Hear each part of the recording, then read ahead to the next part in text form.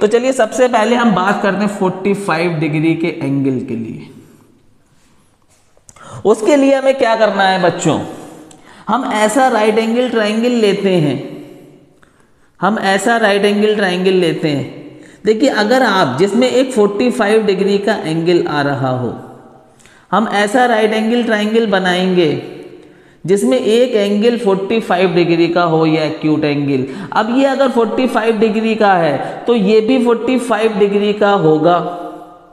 मैंने आपको क्या बताया, अगर ये राइट एंगल ट्रायंगल ABC है, अगर ये एक एक्यूट एंगल, ये तो 90 डिग्री होता ही है राइट एंगल में, राइट एंगल ट्रायंगल में ये राइट एंगल होता ही है 90 डिग्री का।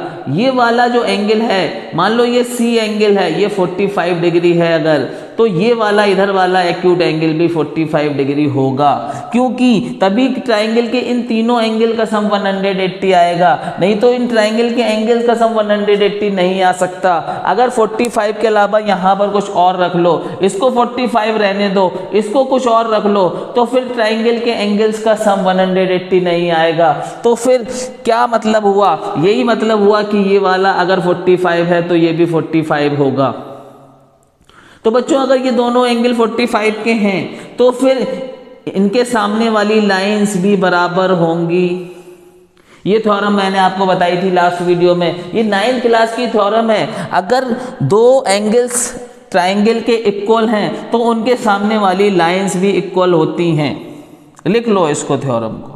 तो इसका मतलब ये हो गया कि अगर आपने इसको 45 लिया था तो ये भी 45 होगा, और जब ये भी 45 होगा तो ये वाली लाइन और ये वाली लाइन भी बराबर होगी।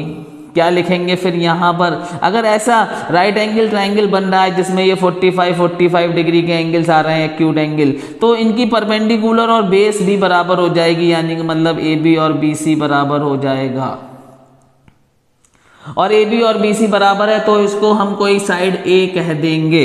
मान लो इसका जो मेजरमेंट करा आपने वो A आया, तो इसका मेजरमेंट भी A होगा, A यूनिट होगा।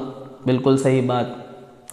अब बच्चों अगर ये A है और ये A है तो हाइपो क्या हो जाएगी, पाइथागोरस थ्योरम यहाँ पर लगा दो। According to Pythagoras theorem hypo का स्क्वायर इक्वल टू बेस का स्क्वायर प्लस परपेंडिकुलर का स्क्वायर। हाइपो यहाँ पर AC है, AC का स्क्वायर कर दो, बेस यहाँ पर A है, A का स्क्वायर कर दो, परपेंडिकुलर भी A है, A का स्क्वायर कर दो। तो AC का स्क्वायर किसके बराबर होगा, ये 2A स्क्वायर हो जाएगा। इसका स्क्वायर AC का स्क्वायर जो है राइट हैंड साइड ले आओ, ये √A 2A स्क्वायर हो जाएगा। AC इक्वल टू, ये वैल्यू मिल जाएगी हाइपो की। यहां से देखिए A पे स्क्वायर लगा हुआ है, A पे रूट लगा हुआ है, तो A बाहर आ जाएगा और √2 अंदर रहेगा, तो AC की वैल्यू आ गई A√2। AC की वैल्यू क्या आ गई बच्चों, A√2 आ गई AC की वैल्यू। बच्चों AC की वैल्यू आ गई, हाइपो की वैल्यू आ गई A√2।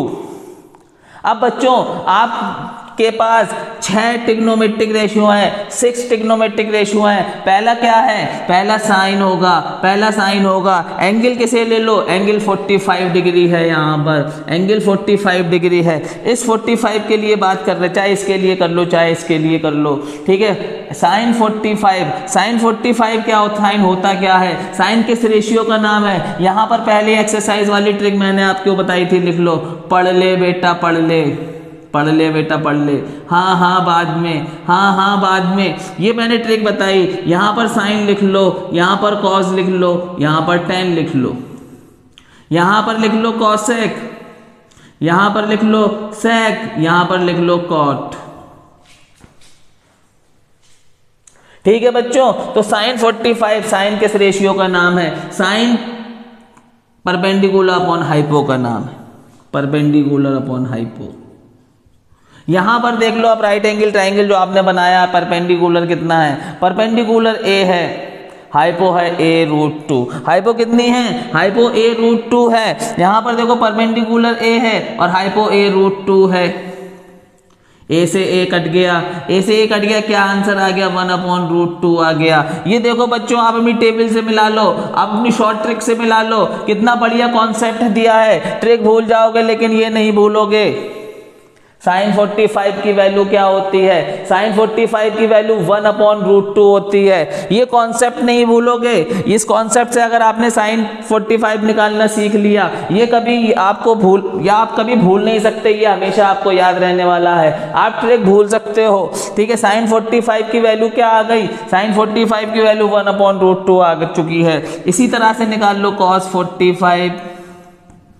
कॉस किस रेशियो का नाम है? कॉस यहां से पता चल जाएगा किस रेशियो का नाम है। कॉस है base upon hypo, base upon hypo, cos 45 आ जाएगा। यहां पर देख लो, इस 45 के लिए बात कर रहे हैं, ये वाला एरो यहां से हटा दो, कंफ्यूजन कर रहा है, ठीक है। यहां पर देखो परपेंडिकुलर ये है तो बेस ये है, ठीक है। बेस क्या हो रहा है? ए हो रहा है। हाइपो कितनी है? a√2, बेस a√2 अपॉन में a से a कट गया, ये भी आ गया 1/√2। cos 45 भी क्या होता है बच्चों?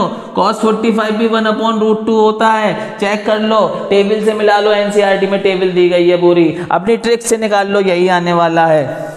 Next tan 45। tan किस रेशियो का नाम है?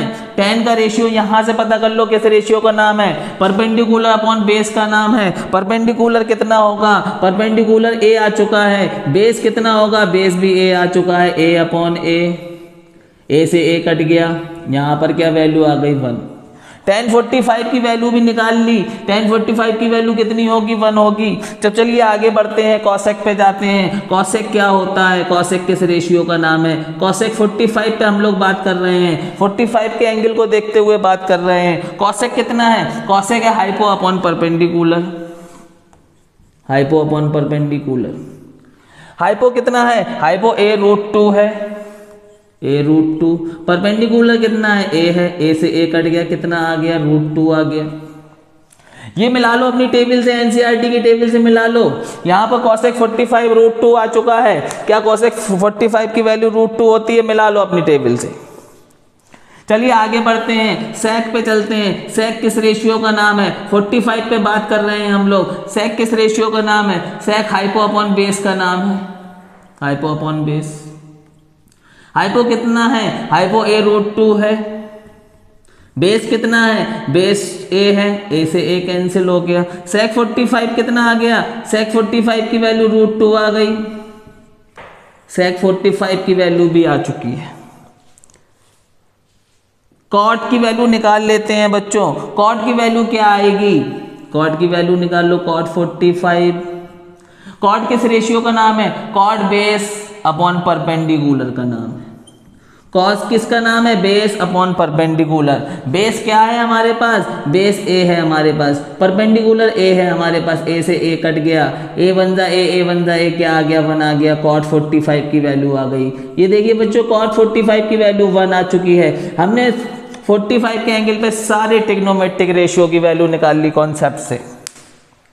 देख लीजिए यहां पर, मिला लीजिए यहां पर सारे ट्रिग्नोमेट्रिक रेशियोज 45 डिग्री के एंगल पे क्या क्या होंगे वो सारे यहां पर देखिए आ चुके हैं। सारे नोट कर लीजिए। ट्रिक को एक बार और देख लीजिए, ट्रिक को एक बार और देख लीजिए, इस कॉन्सेप्ट को देख लीजिए, ट्रिक बाद में लगाएंगे।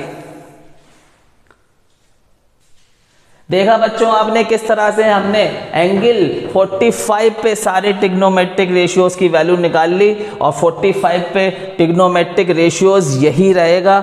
अगर 45 का डिग्री का जो एंगल है वो आप बदलते हो, 30 में ले जाते हो या 60 में ले जाते हो, तभी ये वैल्यू बदलेगी। अदरवाइज 45 डिग्री का एंगल रहता है तो वैल्यू यही रहेगी सारी की सारी, ठीक है। साइन 45 1/√2, cos 45 1/√2, tan 45 1 होता है, cosec 45 √2 रहेगा, sec 45 √2 रहेगा, cot 45 1 रहेगा।